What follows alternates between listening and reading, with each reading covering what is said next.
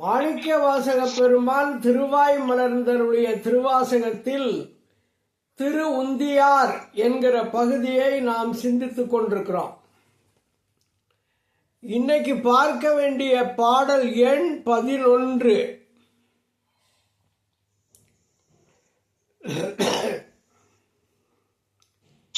ஆட்டின் தலையை விதிக்கு தலையாக குட்டியவா படி உந்தி பெற கொங்கை கூழுங்க நின்றுந்தி பெற. இந்த தக்கனுக்கு தலையை வெட்டிட்டாங்க. அதுக்கப்புறம் போனா போகுதுன்னு ஒரு ஆட்டு தலையை கொண்டு போய் அதுக்கு பதிலாக வச்சாங்களாம். அதான் ஆட்டின் தலையை விதிக்கு தலையாக. விதின்னு ஏன் இங்க சொல்றாரு அப்படின்னா, தக்கன் பிரம்மனுடைய மகன். பிரம்மன் தான் எல்லாருக்கும் தலையெழுத்த உண்டாக்குறவன். இன்னார் இப்படித்தான் வாழ வேண்டும் என்று விதிக்கிறவன் பிரம்மன். அதனால அவனுக்கே விதின்னு பேரு. அவன் மகன் சிறிய விதி, அதனால இதையும் விதின்னு போட்டாங்க. ஆட்டின் தலையை விதிக்கு தலையாக. விதினா என்ன அர்த்தம்? பிரம்மன் மகனாகிய தக்கனுக்கு தலையாக. கூட்டிய வாபாடி உந்தி பர. பொருத்திய விதத்தை பாடி உந்தி பரப்பாயாக. இந்த உந்தி பறக்கிறது 15 வயசு பிள்ளைங்க. அது குதிச்சு குதிச்சு அவங்க ஆடும்போது அவங்க மார்பகங்கள் குலுங்குகின்றன. அதனால கொங்கை கூழுங்க நின்றுந்தி பர அப்படின்னு போடுறாரு. கொங்கைங்கிறது மார்பகங்களை குறிக்கும். ஆட்டின் தலையை விதிக்கு தலையாக குட்டிய வவாடி உந்தி பர கொங்கை கூழுங்க நின்றுந்தி பர. அப்புறம் பாடல் எண் 12. இந்த திருவுந்தியாரில் நிறைய பாட்டில் இந்த தக்கன் வேள்வி தான் திரும்ப திரும்ப. தக்கன் வேள்வியில் சாப்பிடலான்னு போறவெல்லாம் மாட்டிக்கிறேன். அவி உணவு உண்ண போகிறவர்கள். அதனால இந்த பாட்டில் என்ன சொல்றாரு? உண்ண புகுந்த பகன்னோடி தோடாமே கண்ணை பறித்த வாருந்தி பர கருக்கட நாமெல்லாம் உந்தி பர. உண்ண புகுந்தன்னா என்ன அர்த்தம்? தக்கன் வேள்வியில் அவிப்பாகத்தை உண்பதற்காக உள்ளே புகுந்த. யார் புகுந்தா? 12 சூரியர்கள்ல ஒருவனாகிய பகன். பகன்கிறது 12 சூரியன்கள்ல ஒருத்தன். உண்ண புகுந்த பகன் ஒளித்தோடாமே. அவன் எங்கேயாவது மறைஞ்சு ஓடாம அவன் கண்ணை பறிச்சு விட்டாங்களாம். கண்ணை பறித்த வருந்தி பர. போனது யார்? வீரபத்திரர். அவனுடைய கண்களை பிடுங்கினவாறு அதை சொல்லி உந்தி பரப்பாயாக. நாமெல்லாம் கருக்கட உந்தி பர. நமக்கெல்லாம் என்ன வேணும்? நமக்கு இனிமே இந்த பிறவியே வேண்டாம். பட்டதெல்லாம் போதும், பட முடியாது இனி துயரம். அந்த நிலைமைக்கு வந்துட்டோம். அதனால இன்னொரு மானிட பிறவி நமக்கு தேவையில்லை. தேவையில்லைன்னா இன்னொரு தாயின் கருவில் நம்ம போயிடக்கூடாது. அந்த கருவை கெடுக்க வேண்டியவன் சிவபெருமான். அதனால கருக்கட நாமெல்லாம் உந்தி பெற உண்ண புகுந்த பகன் ஒளித்தோடாமே கண்ணை பறித்த வாருந்தி பெற கருக்கட நாமெல்லாம் உந்தி பெற. நாமெல்லாம் கருக்கட உந்தி பரப்பாயாக அப்படிங்கிறது பாட்டு. பாடல் எண் 13. வேற யாரெல்லாம் அங்க பட்டாங்க பாடு அப்படின்னு சொல்ல வராரு. நாமகள். நாமகள்னா சரஸ்வதி. அவளுக்கு மூக்கு போச்சு. நாமகள் நாசி. நாசின்னா மூக்கு. நாமகள் நாசி. சிரம் பிரம்மன். பிரம்மனுக்கு தலை போச்சு. நாமகள் நாசி சிரம் பிரம்மன் பட சோமன் முகந்தரி துந்தி வர தொல்லை வீணைகட உந்தி பெற நாமகள் நாசி தக்கன் வேள்வியில் சரஸ்வதியின் மூக்கு பிரம்மன் சிரம்பட பிரம்மனுடைய தலையும் அறுபட சோமன் சோமன்னா சந்திரன் சந்திரனை போட்டு தரையில தேய்ச்சிவிட்டாங்க சோமன் முகந்தரித்து சந்திரனுடைய முகத்தை தேய்த்து அழித்ததை பாடி உந்தி பரப்பாயாக நமக்கு என்ன வேணும் நமக்கு ஏற்கனவே நம்ம செஞ்சிருக்கிற வினைகள் எல்லாம் கெட்டு போகணும் வினை எவ்வளவு நாளைக்கு இருக்கோ அவ்வளவு நாளைக்கு பிறப்பு உண்டு அதனால இந்த வினைகளை யார் அழிக்கிறாரோ சிவபெருமான் தான் அழிக்க வேணும் வேற யாரும் பண்ண முடியாது அவரே குருநாதராக வந்து தீட்சை கொடுத்து இந்த வினைகளை எல்லாம் இல்லாமல் பொசுக்குவார் அதனால தொல்லை வினைகட நம்முடைய பழைய வினைகள் தொல்லைனா பழையன்னு அர்த்தம் ரொம்ப பழமையான நம்முடைய பழைய வினைகள் அழியும்படி உந்தி பரப்பாயாக நாமகள் நாசி சீரம்பு ராமன் பட இந்த படங்கிறது பாடுபட அறுபட அப்படிங்கிற அந்த அர்த்தத்தில் வருது நாமகள் நாசி சீரம்பு ராமன் பட சோமன் முகந்தேறி துந்தி பர தொல்லை வினைகட உந்தி பர அப்புறம் பாடல் எண் 14 நான்மறையோனும் மகத்தியம் அன்பட பொம்படி தேடுமாறுந்தி பர புரந்தரன் வேள்வியில் உந்தி பர அது பாடுற போதே என்ன சொல்றாரு நமக்கும் அறிவுரை சொல்றாரு நம்ம அவங்கெல்லாம் அழிச்சிட்டாங்க இந்த தக்கன் வேள்விக்கு போய் நம்ம நல்லபடியா போற வழியை தேடணும் போம்படி அதையும் சேர்த்து சொல்லிவிடுறாரு தொல்லை வினைகட சொன்னார்ல அது மாதிரி நான்மறையோனும் நான்மறைனா 4 மறைகளுக்கு உரியவன் பிரம்மன் நான்மறையோனும்னா பிரம்மனும் மகத்து இயமான் பட இயமான் அப்படின்னா எஜமானன் அர்த்தம் இந்த யாகத்துக்கு யார் எஜமானன் யாகத்துக்கு எஜமானன் தக்கன் அதனால மகத்து இயமான் பட யாகத்துக்கு எஜமானனாகிய தக்கனும் காயப்பட படன காயப்பட மகத்து இயமான் பட யாகத்துக்கு எஜமானனாகிய தக்கனும் காயப்பட உந்தி பரப்பாயாக புரந்தரன் பொம்படி தேடுமாறு உந்தி பர புரந்தரன்னா இந்திரன் நம்ம ஏற்கனவே சொல்லியிருக்கோம் இந்திரன் தப்பிச்சு போறதுக்காக ஒரு பூங்குயிலாகிய மரத்துக்குள்ள போனான்னு ஏற்கனவே ஒரு பாட்டில் சொல்லிட்டாரு பூங்குயிலாகி மரத்துக்குள்ள போனான்னு அதே தான் இங்கேயும் திருப்பி சொல்றாரு புரந்தரன் இந்திரன் போம்வழி தேடுமாறு தப்பி ஓடும் வழியை தேடிய விதத்தை பாடி உந்தி பரப்பாயாக நான்மறையோனும் மகத்தியம் அன்பட பொம்படி தேடுமாறுந்தி பர புரந்தரன் வேள்வியில் உந்தி பர இந்த புரந்தரன் அங்க கொண்டு போய் சேர்த்துக்கணும் 2வது வரியில புரந்தரன் பொம்படி தேடுமாறு உந்தி பர நான்மறையோனும் மகத்தியம் அன்பட பொம்படி தேடுமாறு உந்தி பர புரந்தரன் வேள்வியில் உந்தி பர அப்புறம் பாடல் எண் 15 சூரியன் இந்த சாப்பாடு சாப்பிடலான்ட்டு போயிருக்கான் அவி உணவை சாப்பிடலாம்னு நீ பல்லு இருந்தா தானே சாப்பிடுவ அப்படின்னு சொல்லி அவன் வாயில இருக்கிற பல்லெல்லாம் உடைச்சு தூக்கி எரிஞ்சிட்டாங்களாம்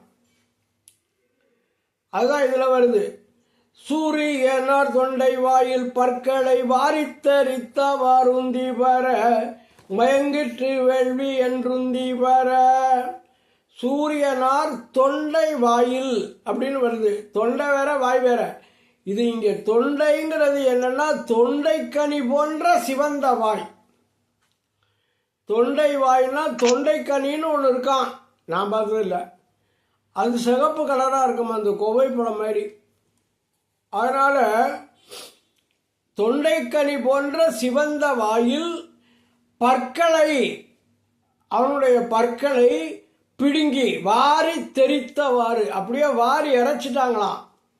பற்களை பிடுங்கி வாரி இறைத்த விதத்தை பாடி உந்தி பரப்பாயாக. அதனால என்னாச்சு? மயங்கிற்று வேள்வி மயங்கி போனது, நடக்காம போச்சு, யாகம் அழிந்தது அப்படின்னு அர்த்தம். சூரியனார் தொண்டை வாயில் பற்களை வாரித்தரித்த வாருந்தி வர, மயங்கிற்று வேள்வி என்றுந்தி வர. இது பாடல் எண் 15. இப்ப பாடல் எண் 16. தக்கனார் அன்றே தலை இழந்தார். திரும்ப திரும்ப தக்கன் தலை இழந்த கதை தான்.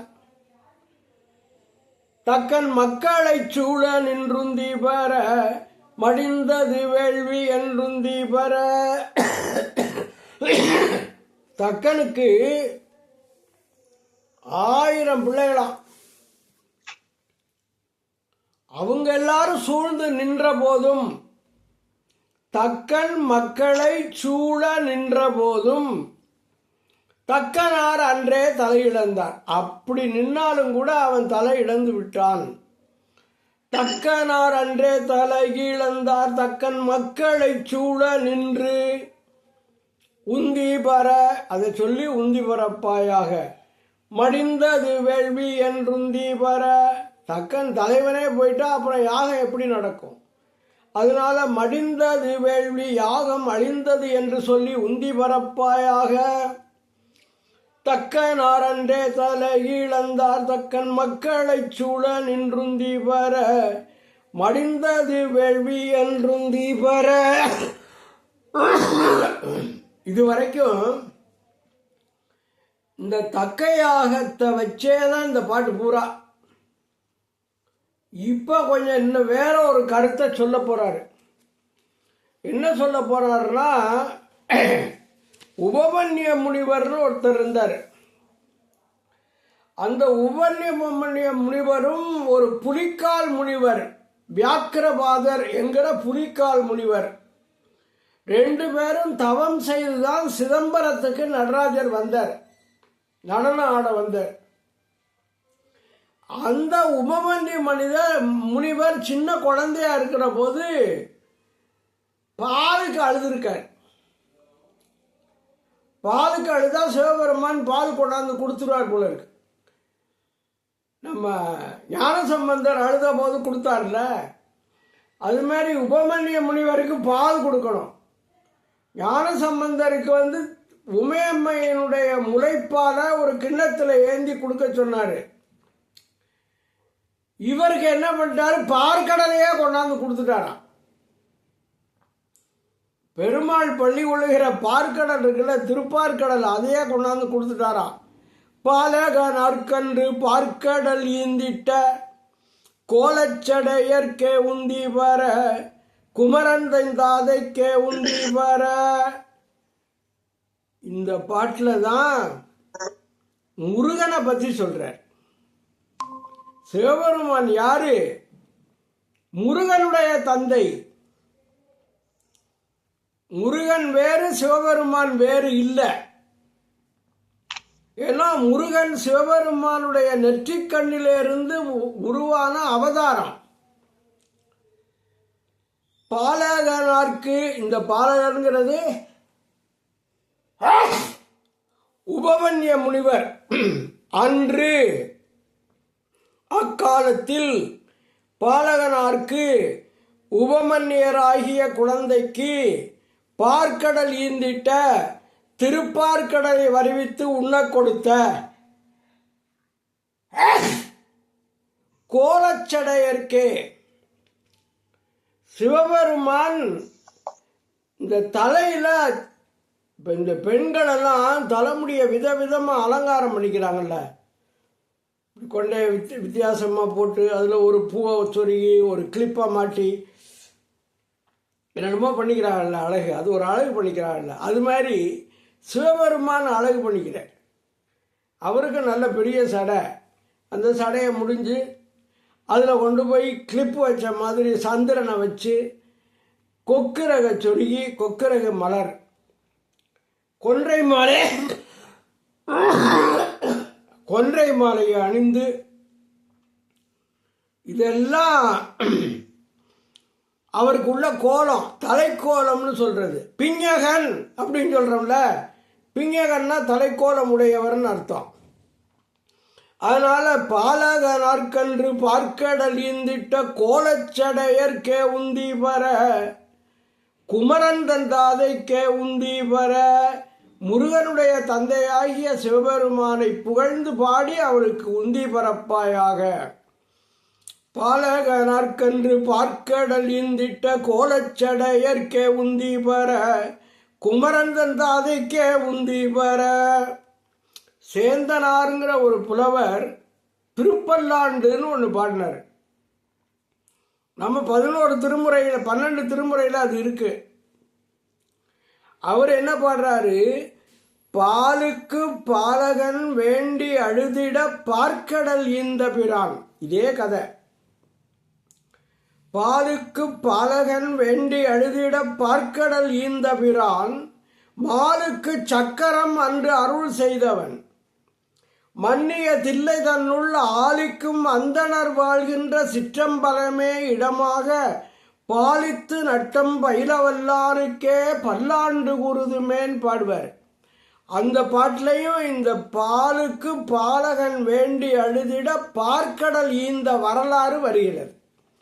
உபமன்ய முனிவருக்கு அவர் சிறு குழந்தையாக இருந்து பாலுக்கு அழுத போது பார்க்கடலை சிவபெருமான் வருவித்து கொடுத்தான், உண்ண கொடுத்தான்கிறது. அதனால பாலக நாற்கன்று பார்க்கடல் ஈந்திட்ட கோலச்சடையற்கே உந்தி பர குமரந்தன் தாதைக்கே உந்தி பர. பாடல் எண் 16. தக்கனார் என்ற தலை இழந்தார் தக்கன் மக்கள். ஏற்கனவே சொல்லிட்டேன். பாடல் எண் 18.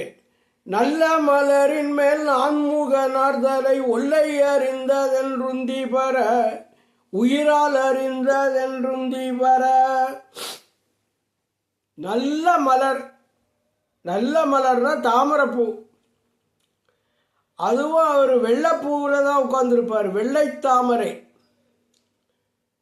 நம்ம சரஸ்வதியும் அதில் தான் உட்காந்துருப்பா. புருஷன் பொண்டாட்டி 2 பேரும் வெள்ளை மலரில் தான் உட்காந்துருப்பாங்க போல இருக்கு. வெள்ளை தாமரை பூவில் இருப்பாள். அது நம்ம பாரதியார் பாட்டு. நல்ல மலரின் மேல் நான்முகனார்தலை 4 முகங்களை உடைய பிரம்மன். முதல்ல என்ன இருந்திருக்கு? 5 முகம் இருந்திருக்கு. சிவபெருமானுக்கு 5 முகம், எனக்கு 5 முகம், நானும் அவரும் ஒன்றுன்னு சொல்லிட்டு தெரிஞ்சிருக்கேன். என்னடா இவ்வளவு தடுக்கி திரிகிறாள் அப்படின்னு சொல்லி அவனுடைய ஒரு தலையை கிள்ளிவிட்டாராம். எப்படி கிள்னாரு? நெகத்தை வச்சு கிள்னாராம்.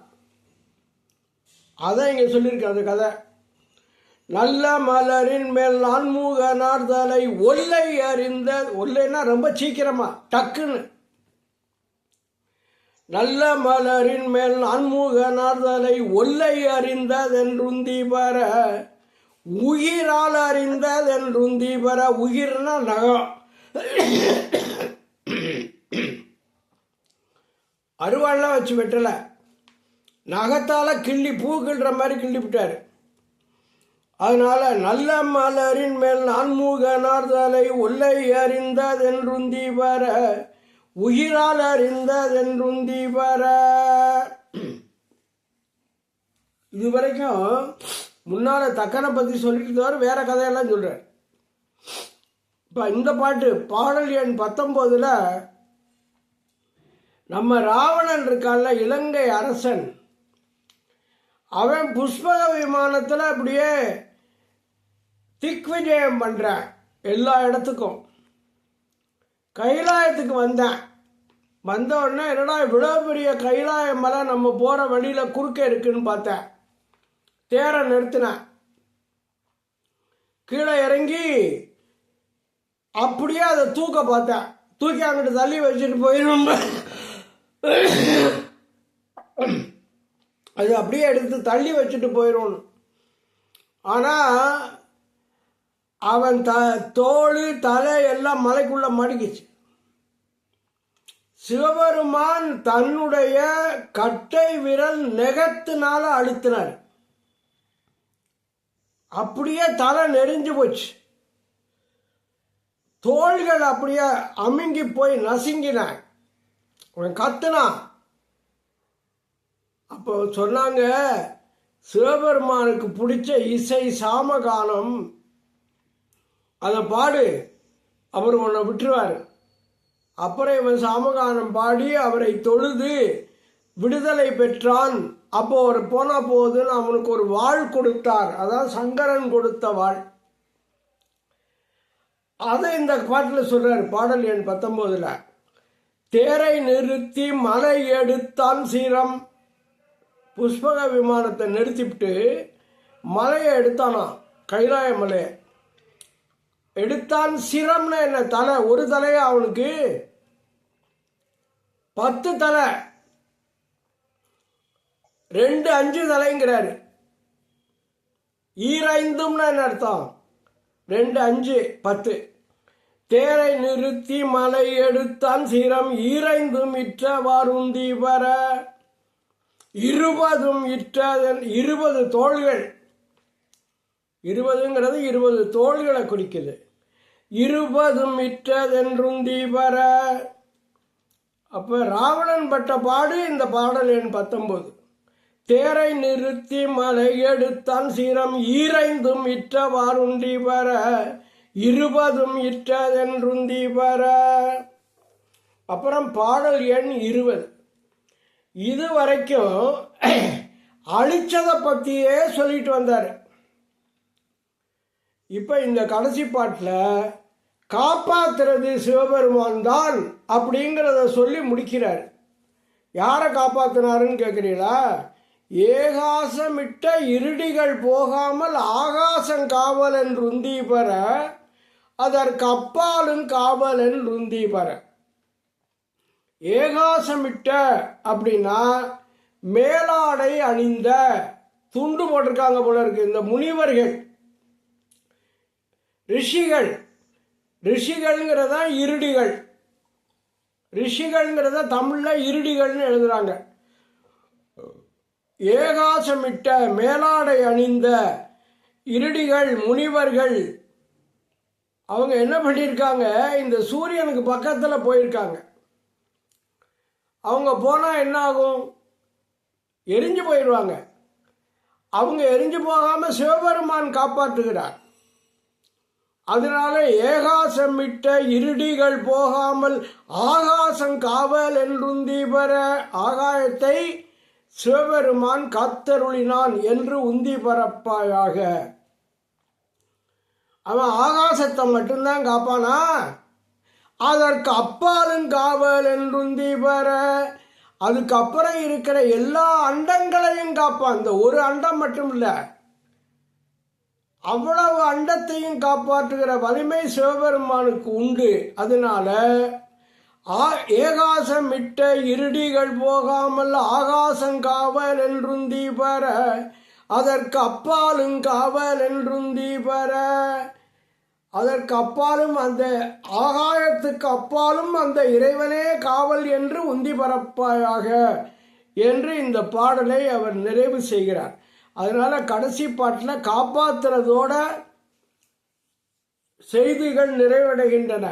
முதல்ல பூரா தக்கன் வேள்வியில் ஒவ்வொருத்தனா பட்டதை சொல்லிட்டு வந்து, அப்புறம் உபமன்யு முனிவரை பற்றி சொல்லி, அதுக்கப்புறம் ராவணனை பற்றி சொல்லி, பிரம்மனை பற்றி சொல்லி, கடைசியில் முனிவர்களை காப்பாற்றியதை சொல்லி இந்த திருவுந்தியார் என்கிற பகுதியை மாணிக்க வாசக பெருமான் நிறைவு செய்கிறார். இதுக்கு அடுத்து வரக்கூடிய பகுதியை திருத்தோள் நோக்கம்னு நினைக்கிறேன். அது அடுத்த வாரம் பார்ப்போம்.